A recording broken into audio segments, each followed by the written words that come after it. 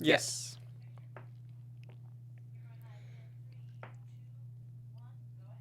Hey, AfterBuzz TV fans, welcome to the ESPN 30 for 30 After Show. We're going to be talking about Phi Slama Jama, and of course, where's Benny Anders and the University of Houston basketball team? Stay tuned. You're tuning into the destination for TV superfan discussion, AfterBuzz TV. And now, let the buzz begin. Oh, that's right. Tiny big is Earl the Pearl. Oh, Hey, we gotta just take it back. You know, that's a nice thing about 30 for 30. It's the good old days when sports just weren't like that anymore now. Jeez, you actually know the lyrics to this song? I know the chorus, and I know it starts with "Basketball is my favorite sport." Besides that, Oh no, that's I'm not gonna lie. When the NBA season is about to start, this is what gets the airplay in my car. Nice, man, Yeah. nice. Hey guys, welcome to the first ever ESPN official 30 for 30 after show. You guys do know that we did the OJ Made in America. Both myself, Gabriel Gonzalez, and Josh were there, but now we're gonna be trying out. We're covering the first one for this season, Phi Slama Jama. Josh, what'd you think of that one? I liked it, man. It was a lot that I didn't know about that University of Houston team. Obviously, I knew about Phi Slama Jama. I knew Drexler, and I knew Olajuwon. That's it. And I think the casual basketball fan, my age at least, that's pretty much what it is. Yeah, and I think, let's be honest, 30 for 30, the concept behind that, they say 30 films, 30 filmmakers.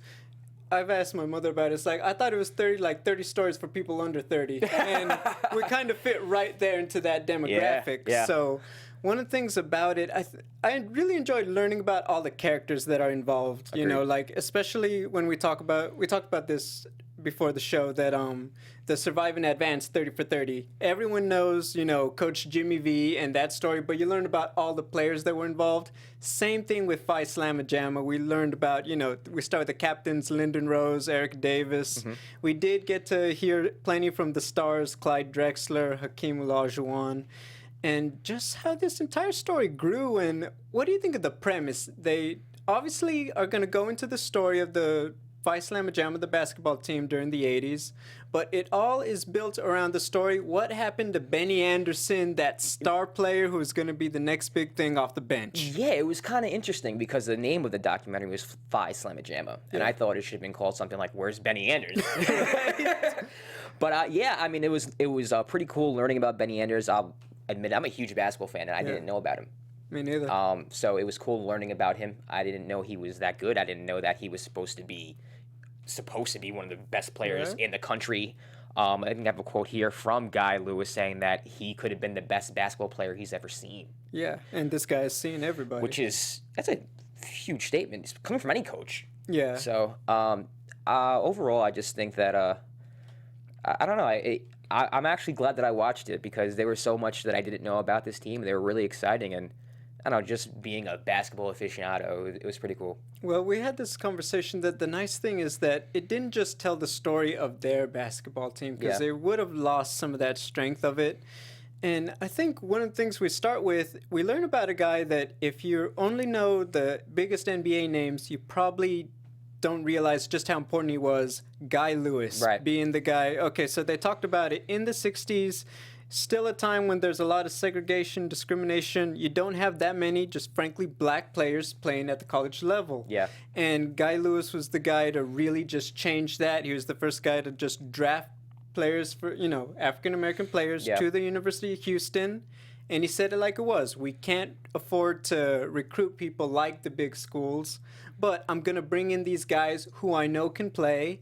And the nice thing about it is he recruited so many Houston and Texas locals to play for the University of Houston. And I love it because you're not going to hear about that anymore. Duke certainly has never been that kind of program. Right. Plenty of these big schools aren't, but this is just the way it used to be, and it used to work, and it used to be a lot of fun to watch. What do you think about that? I mean, I thought it was pretty cool. I mean, it's not too long ago, that we had this in America where, blacks weren't still, treated as regular citizens. They weren't looked as regular citizens, and it was taboo to recruit African-American players. So someone like Guy V. Lewis is actually a pioneer in the sport, which is pretty cool. I like the fact that he did recruit from Houston. Yeah. It gave a hometown feel to the University of Houston. I think that's why the city latched onto them so quickly, is because they're like, oh, wow, everyone from on this team is from Houston. Yeah. It's so easy to get behind a team that you can relate to.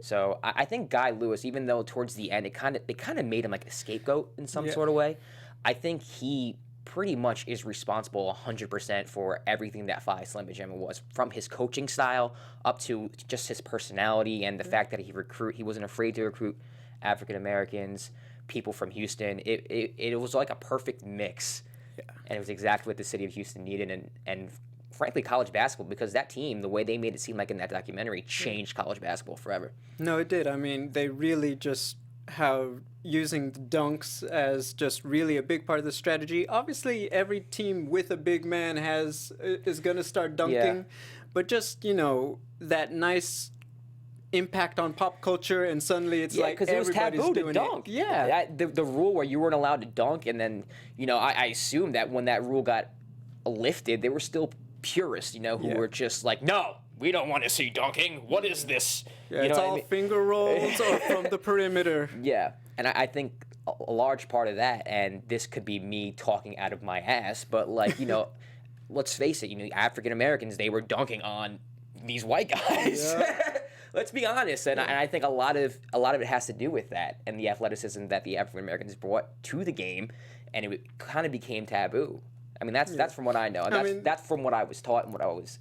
It may sound ignorant, but that's what I was taught about the whole dunking rule. Once upon a time, quite frankly, it was seen like that. They even called it, they referenced it, like Guy Lewis was told, you guys are playing rat ball, street ball, and all that. And I get where that's coming from, especially from a more, tense time. I get why it's called that. I do, but I don't at the same time, because obviously it's more effective. You know what I mean? Yeah. That way is more effective. It's not a lesser form of basketball. It's actually a better form of basketball that you need to incorporate in your game plan, and you need to get used to, rather than tabooing it. Certainly, and we see obviously the NBA today. I mean, they got a whole freaking dunk contest. It's all over the place, and that's the quote-unquote exciting style to have in the NBA. Just a fast-paced style, run and gun, fast break, go for the highlight reel dunks. You can't go one game without seeing it. Right, That's and just they what were it is. pretty much the pioneers of that. Yeah. I mean, on any level, from what I don't know if there was a fast-paced team like that in the NBA at the time, in the 80s. I mean, Showtime Lakers. Yeah. But the Lakers came... When did Magic get drafted? He got drafted right away. Yeah. 79, 80, right? Yes. So they probably went hand in hand with the Lakers. Yeah, and also, once again, when we're talking about, about an older team in the 80s, 30 for 30, when you look at today, I mean, if you pay for the subscription, you could get any NBA game anytime you want, anywhere you have internet. Yeah. So it's... Quite frankly, if you could watch Steph Curry and LeBron today, why would you technically want to watch college basketball? Well, now, you go back there, I mean, put it this way, when you have that many options, it's not as enticing when you're watching, quote-unquote, the professional story unfold. Okay. Now, when you go back to these times, they were staying in college a lot longer. It wasn't just one and done. So you had guys like Hakeem and Clyde staying several years, growing. Michael Jordan was around for a while. It was a different time, and they really did grow as stars and became part of the national consciousness in sports at the same time as the professional teams. And I think that's what's very interesting about this, because you know what? You had these cast of characters, you had the right style, you had the right personalities, and it came together, and we saw that in the film, that they just got everybody's attention. You could not put Phi Slama Jama on enough things back in Houston in the day. Right. Yeah. I mean, so many of these characters, so they're a lot of fun to learn about, and we're going to talk about it as we go along with, the history of Clyde Drexler, but I think the one that stood out to me and you, how Hakeem Olajuwon came to Houston. That was a funny story. That was, I mean, you cannot make this up. Oh, no, you can't. So you want to go ahead. It was funny because I'm from New York, so I know the feeling of coming back home to New York from Los Angeles and stepping out into the cold. It's just like, no, why? So I can't even imagine, like, someone for the first time feeling that. Right. But yeah, St. John's, which was a huge basketball program back in the day. Missed out, man. They Missed out. did, And what are the chances that he finds a Nigerian baggage claim? guy? That's a dream in itself, you know. Yes. But that. So he just basically goes to Houston because it's a warm city. It was between Houston, Providence, and I thought it was Houston, Providence, Louisville. Louisville. Yeah, that's another big school. Yeah. And you know what? They faced Louisville in the Final Four, supposedly, and that was supposed to be the championship game. Can you imagine if they knew about that? Like, we could have had him. It's like, why weren't you guys at the airport? Yeah. Hey, someone somewhere lost their job a long time ago. I don't think anyone really knew about it up until now. Yeah, well, it's like, you're telling me that you weren't there to talk to that Olajuwon kid? I mean, it all happened the way it was meant to be. Yeah, St. John's missed out, man. Yeah, and then when you think about, hey, he stayed in Houston, became part of the Rockets, went on to have his own great career. And I know you probably don't feel as fond of him, because of what he did to the Knicks back in the 90s. But I'll be honest with you, he's one of my favorite players ever. Yeah, he had a great career. Yeah. I mean, go ahead. Just a quick side, I have to rant about this. Any Knicks fan that's out there will agree with me. John Starks would have hit that 3 at the end of Game 6, and the Knicks would be NBA champions if Hakeem Olajuwon did not get a fingertip on that ball. I guarantee it. Knicks would have been champions. They would have won in 6. That Starks 3 was going in. You know That's what? That's all I'm saying. That's it. Hey, and what's ironic is that it is the little things and how they impact so many years later. That was the big theme of this film. There you go. And I'm glad you bring it up. I mean, we can agree, he had a great career. It's hard to really stand out as the guy when you're playing in the 90s at the same time as Michael Jordan. But we all know where he went on to go to in Houston. And just to see how it started with Phi Slama Jama was very interesting. They explored a lot, obviously, one of the few teams to just go to 3 straight Final Fours. Yeah. I mean, you don't even hear about that happening I didn't anymore. know that. Yeah. And the way that they made it seem on the documentary, the year after they lost to North Carolina? No, not North Carolina. NC State. NC State. And then Drexler left. They made it seem like that team was I wouldn't say garbage. Yeah. I mean, that team went to the finals. I know. You're telling me that you lost that many people and you still made it to the end? That whole segment was like a dark cloud over Houston because Anders quit the team. Which I guess it was more about, that whole segment was more about Benny Anders. But, that team was good, too. You went to the finals. I know. I think it's just, like we talk about, it's like when you see the band break up and then they're all doing all right, but still there's just some missing. Yeah, I feel you. I think that's what it was about. They lost these stars and they didn't have that. And quite frankly, after 2 losses, it's kind of hard to get up and generate that excitement. But wow, what a time in Houston it must have been, Seriously. Dude, I mean, I can't even imagine. So we tried to find the song Phi Slama Jama. Couldn't do it. They found it. I'm not gonna lie, I'm kind of glad we didn't find it. Yeah, not that it was. It's not that it's bad. It's just it was for its time. It's one of those things. I'm glad it stayed in the past. But back in the day, I can imagine just how catchy that must have been. Oh yeah, absolutely. I can hear my uncles jamming out to it. Phi Slama Jama. Absolutely hear that. It was a different time, but it was fun back then. That's what I think the 30 for 30s always bring. Go ahead. Let me ask you a question, because I kind of wanted to talk about this. Now, they made such a big deal about Benny Anders not getting that steal and how he was that close to getting the steal and being the hero, right? Sure. And they made it seem like because he didn't get that steal, his life just changed forever. What did you think of that? Because in my mind, it's like, I get that he wasn't the hero. I get he didn't get that steal, and I get they lost the game. Yeah. But do you really think that was responsible for what he has become today? I'm not saying that he's become anything bad. He isolated himself, and he could feel free. I think Eric said it. Yeah. He could be the most free man in the world. We don't know. I mean, he doesn't have to live as... he doesn't go to... He's not an analyst. He doesn't have everyone going up. It's like, man, I can't believe how close you guys came to beating NC State. He's not that guy. My thing is, how do we know that that's what did it? I mean, because there was a whole year after that, he quit the team, he comes back. After that year, he during a pickup game, he gets arrested because he pulls a gun out on a guy. So, I mean, I feel like there's so many different series of events that happened after that might have led to where he is today. for better or for worse. I'm not saying that he's, you know, a terrible person. I'm not saying that he's in a of bad course, state or anything like that. But I just feel like that was my only complaint about the documentary. It was all that fault. It was a reach. It was like, Benny's missing. We can't find him. Let's blame it on the fact he didn't get this steal in the championship game. What'd you think of that?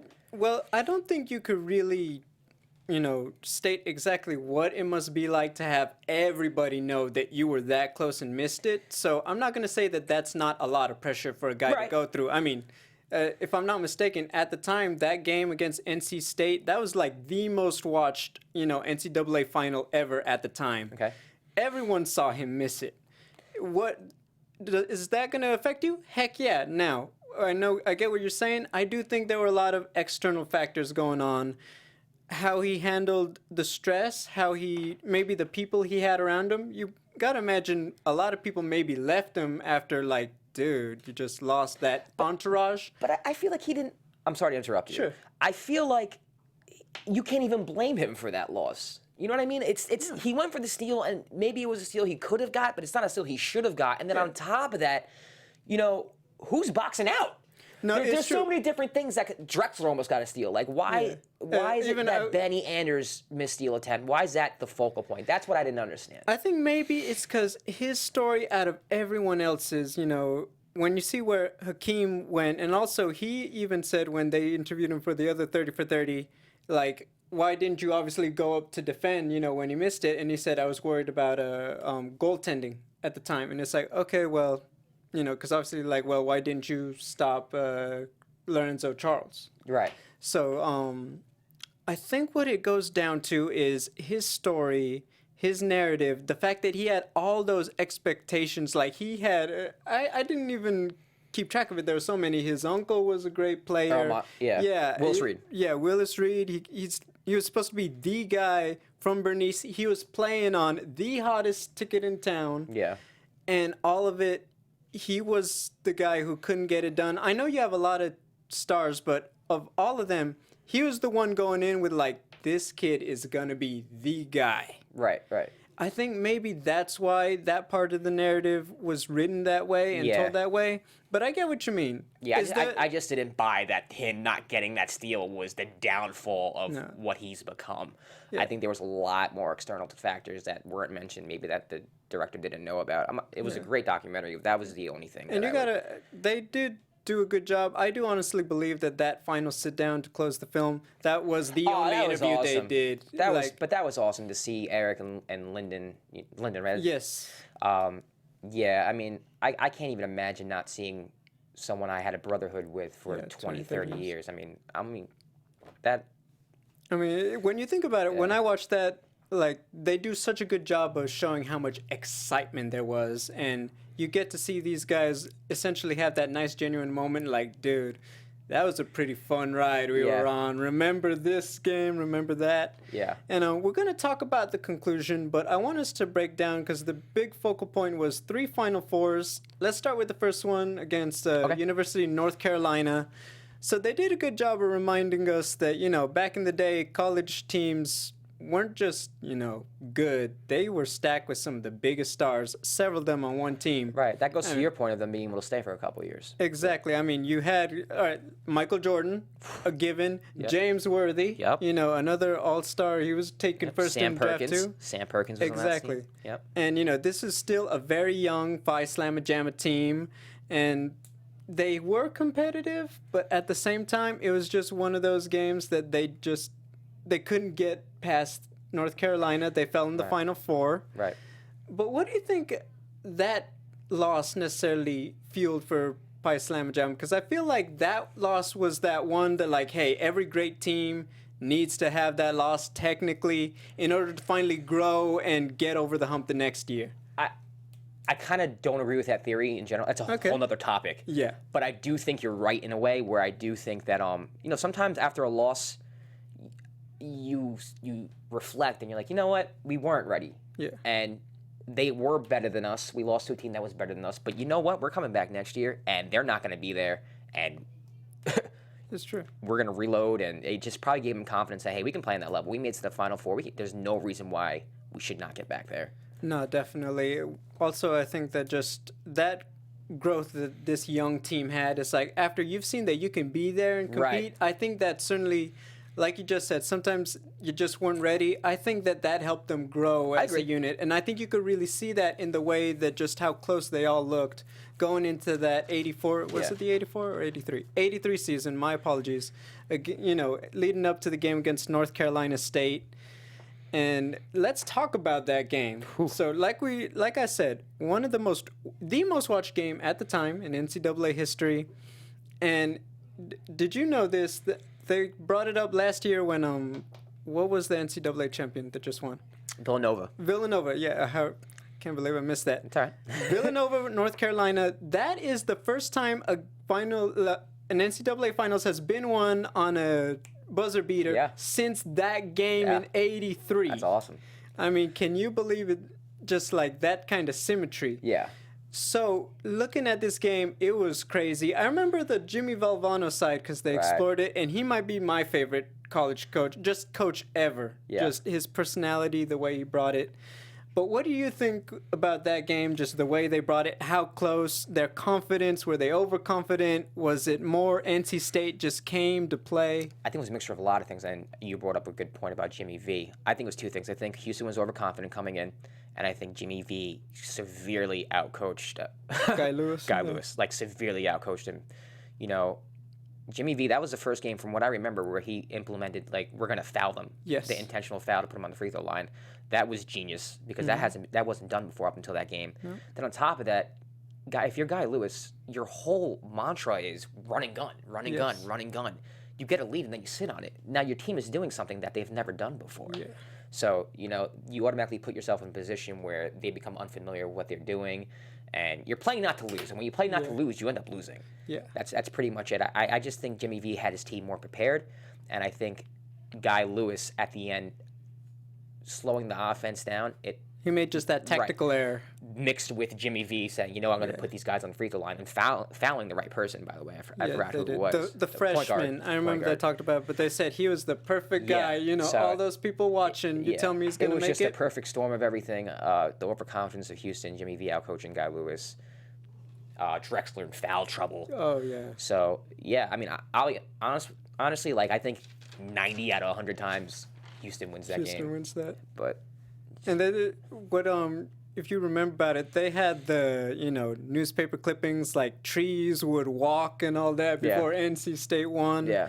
And they did a good job. They explored that, like, did Guy Lewis give his guys maybe just a little too much freedom, you know, because there were all these characters? I would argue the opposite. At the end, he took away their freedom and had them go a half-court game and slow the game down. If he would have just said, you know, run, score. Oh, no, I mean before the game. Like, you know, because like, you know, they're just partying. Yeah, like, you know, so, like, you guys aren't have more discipline. Yes. I think, you know, there's certain things you can control as a coach, but you can't really control the personality of your team, and I think that was the personality of I think so. Of the University of Houston that year. I think so too. And I think it's just that perfect storm. You know what? This is why we love sports. This is why basketball, we talked about it, the NBA Finals last year. I mean, you tell me Golden State is going to come back in the Western Conference Finals from 3-1, win, get a 3-1 lead on the Cavaliers.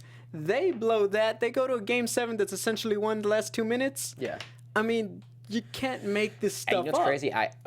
Just to give my opinion on Golden State really quick, I think the reason why they lost Game 7 was because they stopped running offense. They started holding the ball. Same thing that happened to Houston. Hold the ball. Isolation, step back, instead of moving the ball, which is what they were best at. They got away from what they were best at, and that's exactly what happened to the University of Houston against NC State. And when you get away from what you're best at, you lose. True. Hey, and what's crazy, though, you could talk, if Steph made that 3 to tie it, we may not be having this conversation. Same thing with Benny Anderson. No, that's true. Had he made the steal, they talked about it, if he was one step, if he reached with the right hand, left hand, little stuff. But you know what? That's just how it happens. That's the game. That's basketball. Yeah. Yeah. You know, and, you know, they went back, like we talked about, you know, Georgetown.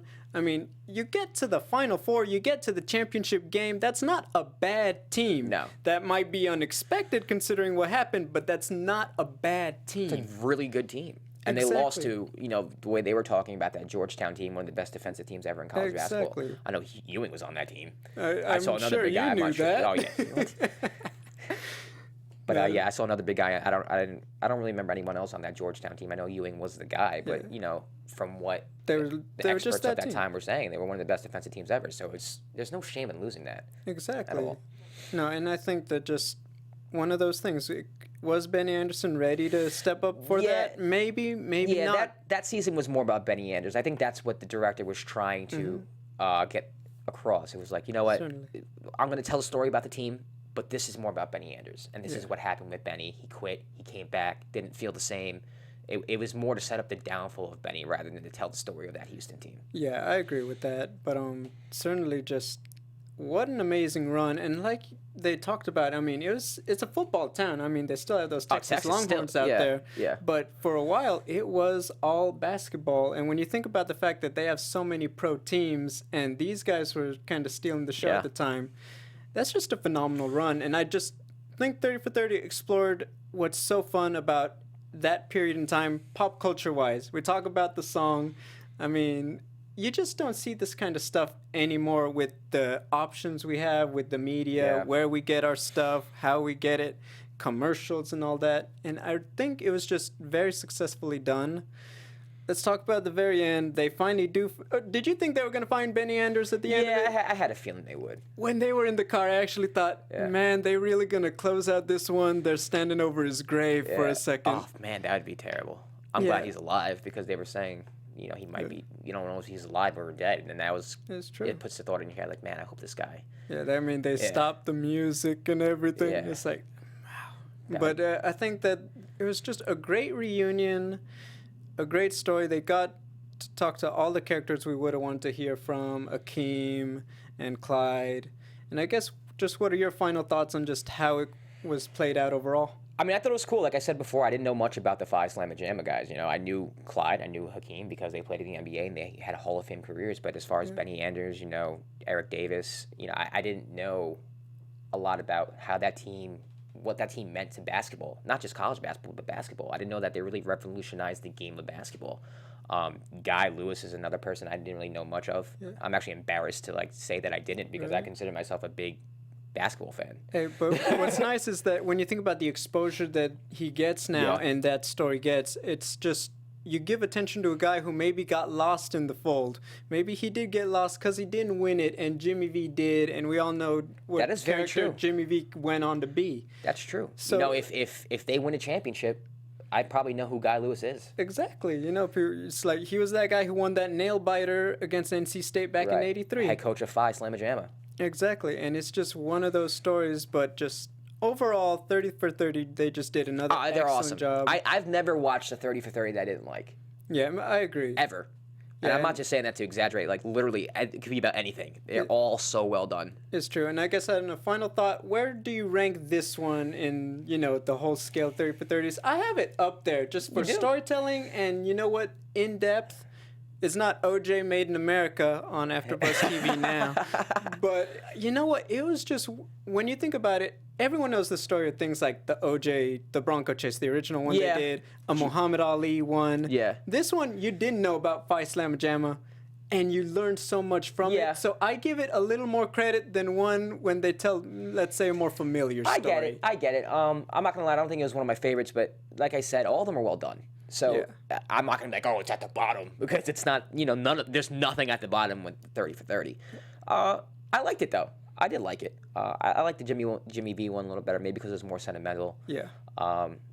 But overall, I mean, basketball's my favorite sport. So anytime I get to learn something about it, or even So let me see. Basketball is my favorite sport. You like how they dribble up and down the court. That's all I know. That's it. That's it. That's the extent. So we are going to be back. We're going to be doing the 30 for 30s for, so close excited. out the year. So definitely check those out. But Josh, where can they find you? You can find me on Twitter and Instagram at Josh_Rodriguez_. You can discuss, debate all things sports with me. I love it.